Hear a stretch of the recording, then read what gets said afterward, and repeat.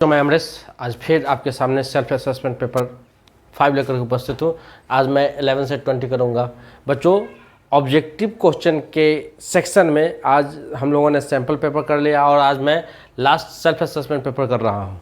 इसके बाद मैं साइंस का सेक्शन लेकर आऊँगा और बच्चों मैं मैथ का 2 मार्क्स वाला, 3 मार्क्स वाला, 4 मार्क्स वाला भी क्वेश्चन को सॉल्व करूँगा आप लोगों के सामने, सवाल का और अन्य बुक का भी, एक्सरसाइज की बुक का भी। तो आप हमारे चैनल के साथ बने रहें और आप अपने आप से और खुद से वादा कीजिए कि आप सॉल्व करेंगे, पढ़ाई पर ध्यान देंगे तो हमारी मेहनत रंग लाएगी। आइए आप लोग देखते हैं। कह रहा है क्वेश्चन नंबर 11, क्या कह रहा है बच्चों? If 5 tan beta is equal to 4, तो tan beta is equal to क्या आ जाएगा? 4/5। ये 5 में आ जाएगा। तो देन इतना का वैल्यू कहता है फाइंड आउट करेंगे। 5 sin beta minus two cos beta 5। तो देखो अगर इसको भी कॉस से डिवाइड कर दें, न्यूमरेटर डिनोमिनेटर दोनों को, तो ये कॉस बीटा हो जाएगा, यहाँ भी कॉस बीटा हो जाएगा, यहाँ भी कॉस बीटा और यहाँ भी कॉस बीटा। अब देखिए कॉस से कॉस कैंसिल, कॉस से cos cancel, sine by cos 10, sine by cos 10। तो 5 इंटू 10, तो 10 का वैल्यू कितना? 4/5। तो 5 इंटू 4/5 अगर कर देते हैं तो 5 से 5 कैसे 4, तो 4 माइनस 2 बराबर 2 हो जाएगा। ठीक है ना? यहाँ भी 4 प्लस 2 6 हो जाएगा। 2 1 2, 2 3 6, यानी 1/3, यानी ऑप्शन नंबर ए हमारा आंसर हो जाएगा। है ना? बहुत ईजी है बच्चों। अब आगे आते हैं क्वेश्चन नंबर 12 में। क्या कह रहा है? Which of the following is true for all values of theta. और कह रहा है कि थीटा जो है 0 से बड़ा और बराबर है, यानी 0 से लेकर के 90 डिग्री के बीच तक का एंगल है ना? तो दे रहा है cos square theta minus sine square theta, गलत। Cosec square theta minus sec, गलत। सेक स्क्वायर में ये ऑप्शन नंबर ये गोल्डन फार्मूला है बच्चों, बस सिर्फ फार्मूला देखता है और सॉल्व करना है।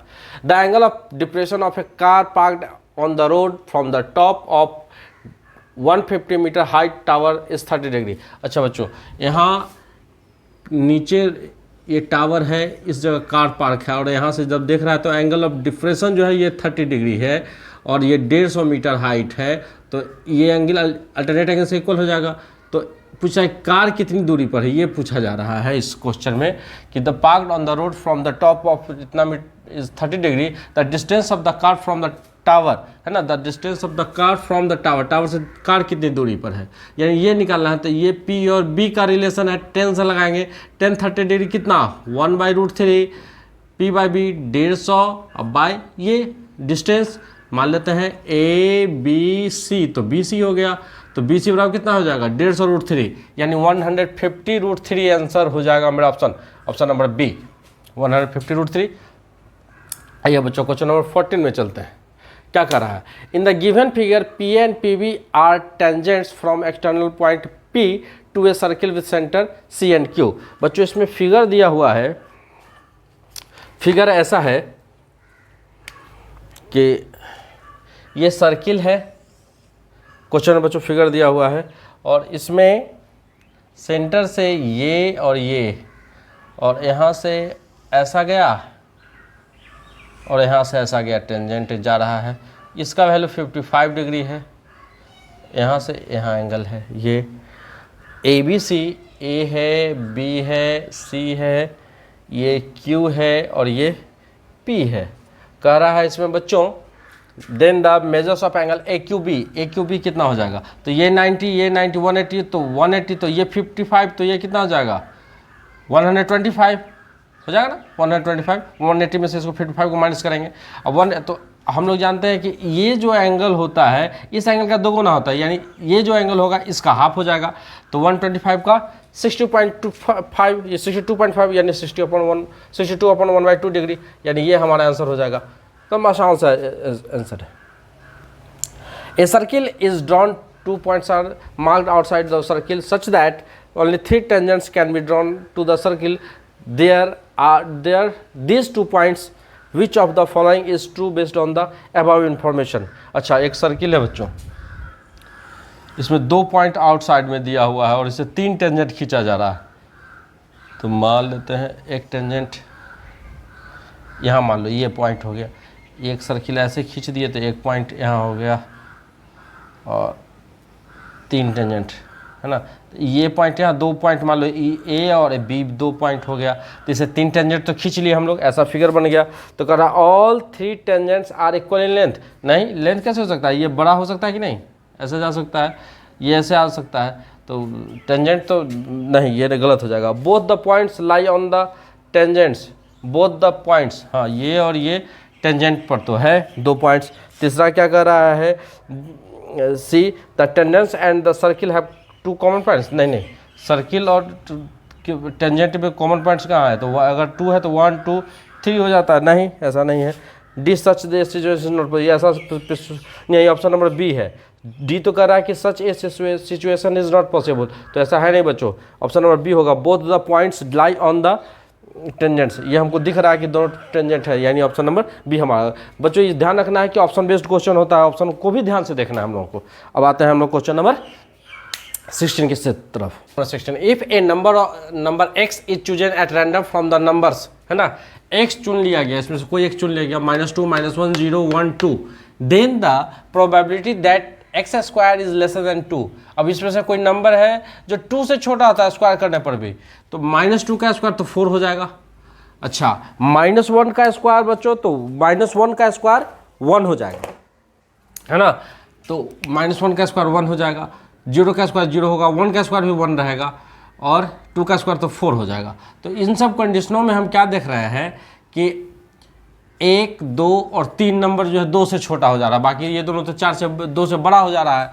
तो टोटल नंबर कितना है, 1 2 3 4 5, यानी उनमें से 3 नंबर जो है 1 2 और 3 नंबर जो है, इसका प्रोबेबिलिटी क्या हो जाएगा, 3/5, ऑप्शन नंबर डी, है ना।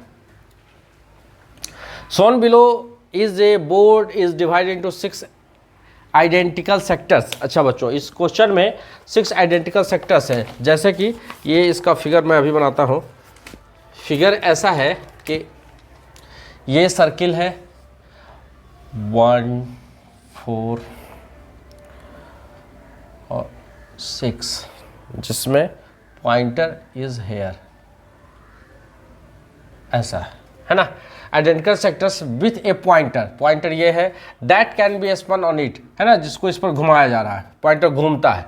When the pointer is spun it spins for some time, है ना, जब पॉइंटर को घुमाते हैं पॉइंटर घूमता है, कुछ समय के लिए घूमता है, and comes to a stop, और रुकता है ऑन ए सेक्टर, किसी सेक्टर पर आकर के रुक जाए, किसी पर आकर के रुक गया। 1 2 3 4 5 6 सेक्शन बटा हुआ है sector. The chances of it stopping on any sector are equal, है ना, और सभी पर बराबर रुकने का चांस है, ऐसा नहीं कि इस पर ज़्यादा है इस पर ज़्यादा है, सब पर बराबर रुकने का चांस है।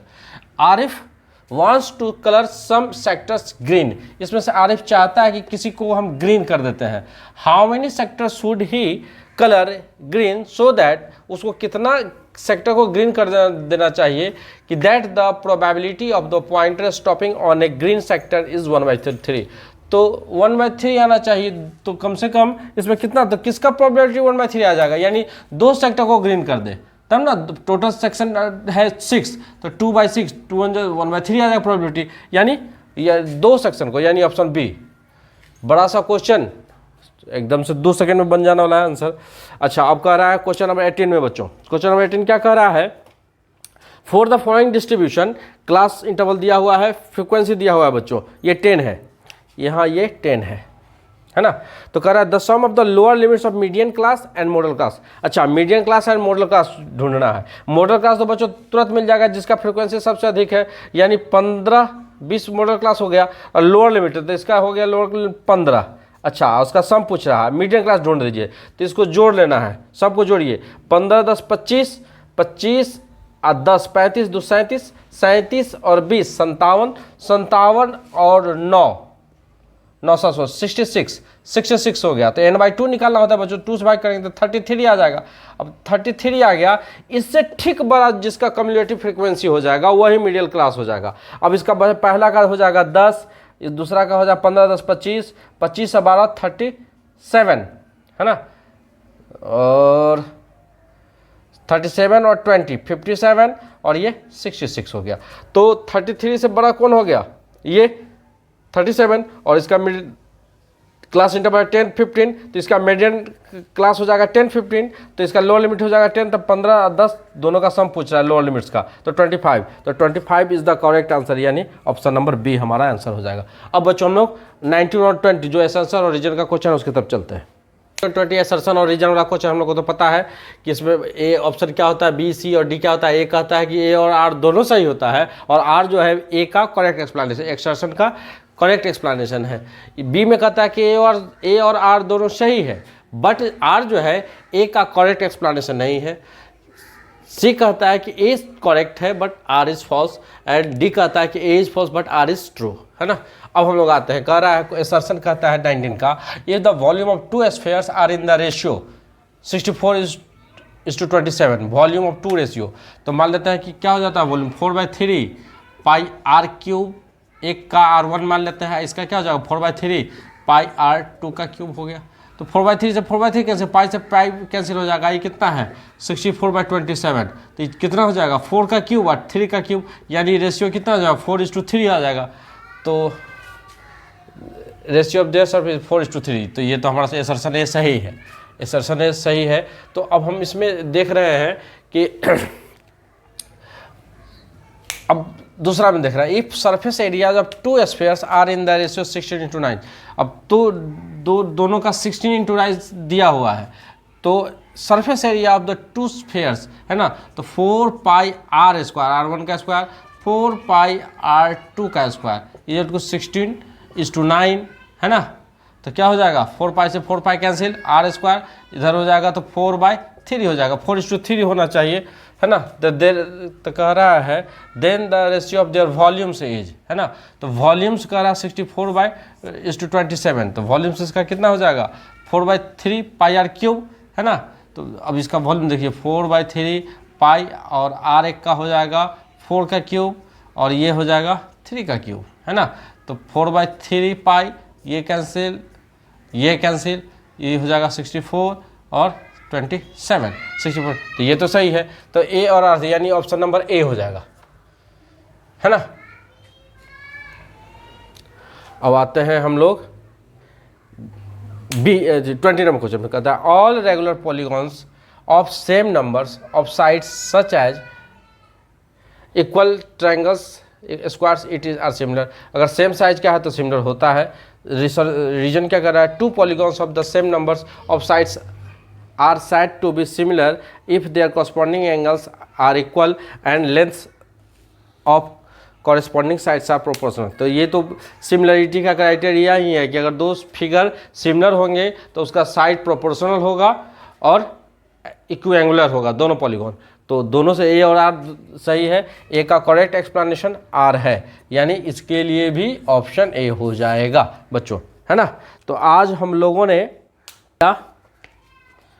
Question number simple self assessment paper 5 हम लोगों ने आज कंप्लीट किया 19 से 20 तक का। अब हम लोग नेक्स्ट सेशन में लेकर आ जाएंगे इसका साइंस सेक्शन का बच्चों। अब हम लोग आपसे एक आशा करते हैं कि आप हमारे चैनल को सब्सक्राइब करेंगे, लाइक करेंगे, शेयर करेंगे। धन्यवाद। फिर आगे हमारे चैनल को देखते रहिए।